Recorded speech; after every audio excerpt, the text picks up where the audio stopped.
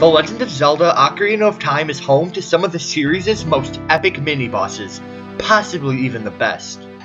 Here in this game, you'll find mini-bosses with symbolism, mini-bosses that will give you nightmares, and mini-bosses that are just plain freaking epic. So in this video, I'm going to be ranking the 12 mini-bosses from this game in order of worst to best. Enjoy!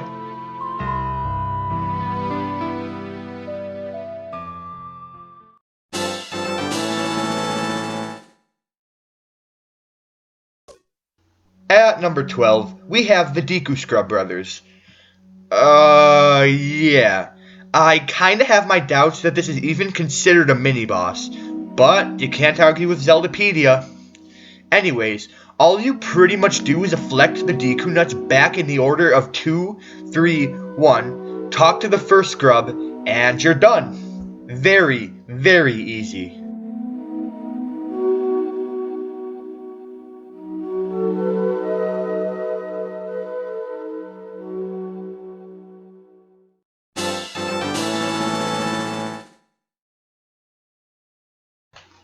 At number 11 is the White Wolfos.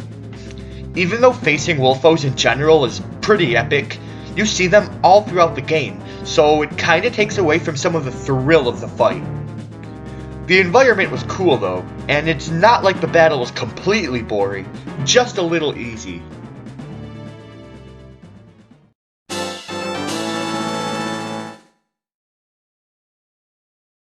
At number 10 is the Lizalfos. To be honest, this was actually a pretty epic fight. It takes place when you're still young Link with not much power or skill, so the fight would be much harder than you think. The problem? They don't really look or sound cool or intimidating, which to me matters for any kind of enemy in The Legend of Zelda. Overall though, the fight itself was pretty epic and the mini-boss wasn't that bad.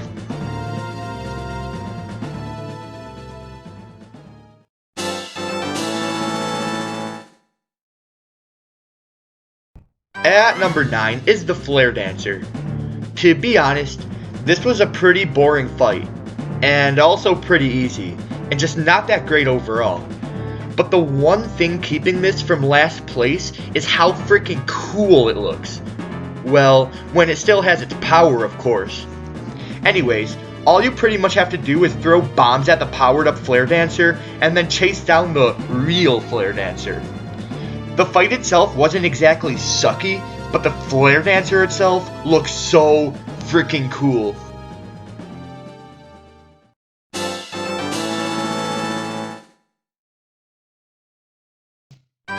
At number 8, we have the Big Octave. To be perfectly honest, this thing looks funny. Like, the first thing I did when I saw this was laugh. Anyways, aside from that, the fight was pretty cool and took place in a relatively unique environment. You know, with the spikes and all. But yeah, definitely a fun mini-boss.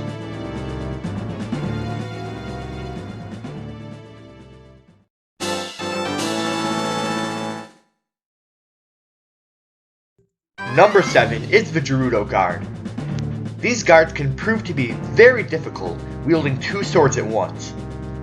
They are also very fast and defensive, and if you dare drop your guard for a second, they will charge up their attack, capture you, and throw you into a cell, leading you to practically restart the entire dungeon from start, which can get pretty annoying if it happens too many times.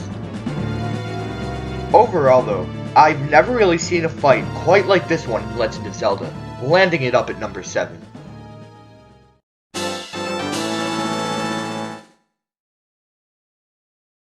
Number 6 is the Stalfos.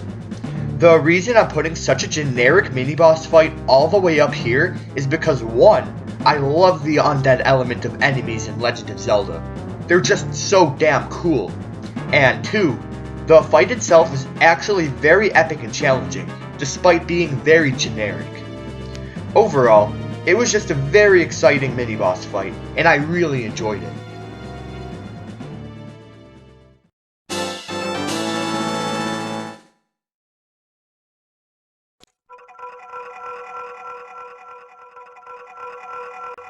Well, we're down to my top 5 mini-bosses from Ocarina of Time, and this is when they start to become golden. Anyways, at number 5, we have the Poe sisters. You know what? This very well may be the most unique mini-boss fight in Legend of Zelda history. I love how instead of it being one fight only, it is fought in little bits and pieces throughout the entire forest temple. The first part, you must shoot all paintings holding the first sister in until you get to the last one, and when she's trapped and you shoot it, she'll go down to the battle floor where you must fight her. Sister 2 is practically the same thing as Sister 1. For Sister 3, you need to assemble a puzzle representing a picture of her within the time limit. Once this is completed, you must defeat her in combat. And finally, for Sister 4, you must defeat her in combat, only she will have 3 other fake clones surrounding her. Once you eliminate the clones and narrow it down to her, you must attack it until you defeat it. This was just overall an unforgettable mini-boss fight, one of the most unique in all of Zelda.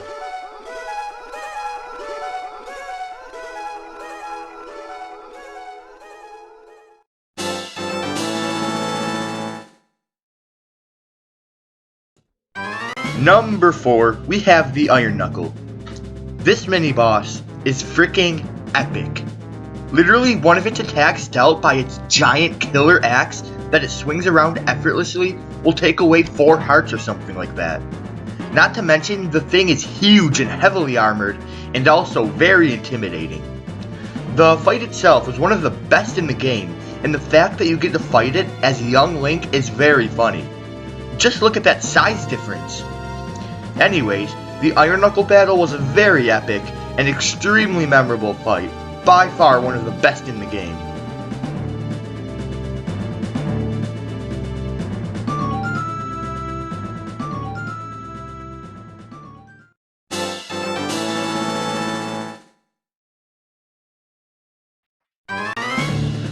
At number 3 is yet another Iron Knuckle, except there's a twist to this one. It's actually a cursed Knobler, except you don't actually find this out until you defeat the mini-boss, of course. Anyways, the Iron Knuckle itself looked even cooler this time, though it wasn't as intimidating as the previous fight, only because adult Link sizes up a little better to this giant than young Link does. Anyways, the fight itself is one that you cannot forget, not only because of the sheer epicness and difficulty, but because you were fighting one of your cursed friends the entire time. Talk about memorable.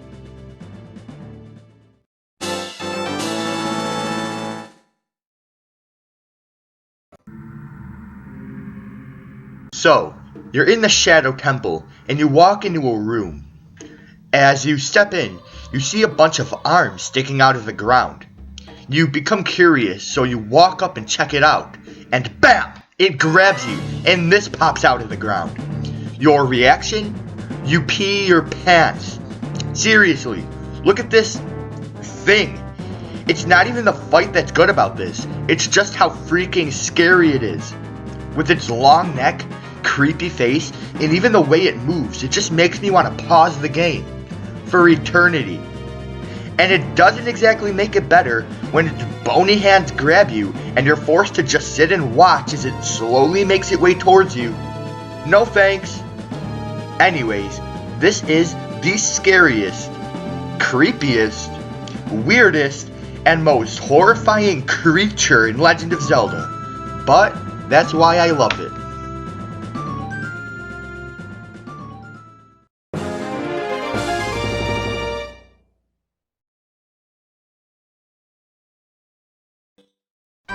Well, coming in as my favorite mini-boss in Ocarina of Time and all of Legend of Zelda alike, we have Dark Link. What I loved most about this fight was not the fight itself, but it was the sheer symbolism behind it. To me, Dark Link wasn't even an enemy. He was more like Link's darker side that he needed to conquer before becoming the true hero of Hyrule. Hey, even look at Navi's caption of the enemy, "Conquer yourself." The symbolism behind this alone gives me the chills. Anyways, the fight itself was most likely one of the best in the game, behind Ganon and maybe the Iron Knuckles, and was also probably the most challenging. It's like trying to fight a damn mirror.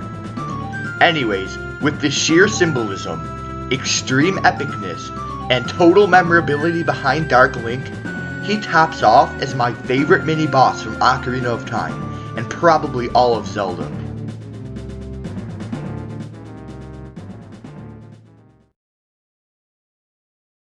Hey everybody, thank you all so much for watching. If you enjoyed, please don't hesitate to leave a like and subscribe, and share this video with your friends if you thought it was any good. Also, be sure to comment in the comment section your personal Ocarina of Time mini-boss ranking and what you thought of mine. One last little thing, please be sure to leave a mailbag question in the comment section for my next mailbag episode, number 4. We have a few questions going, and I'm just looking for a little more from new askers. And if you're someone who hasn't yet asked a question, be sure to do that for episode 4. And also, my summer break just began today, so I plan on uploading and making more videos much more often. And yeah, that's about it. So, thank you all so much for watching. Hope you enjoyed. See you in our next video.